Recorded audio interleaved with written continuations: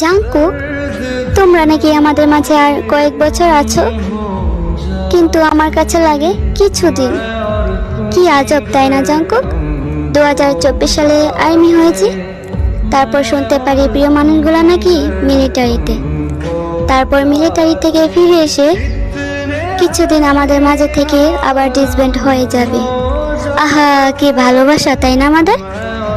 জানো জাংকুক, মাঝে মাঝে আমি চাঁদকে বলি, তুমি পৃথিবী থেকে দূরে, যেখানে চাইলেও আমরা যেতে পারবো না, অতএব তোমাকে দেখতে পারি। আর আমার চাঁদ মাত্র 3943 কিলোমিটার দূরত্ব, তবু তাকে ছোঁয়া তো দূরের কথা, তাকে দেখতে পারবো না।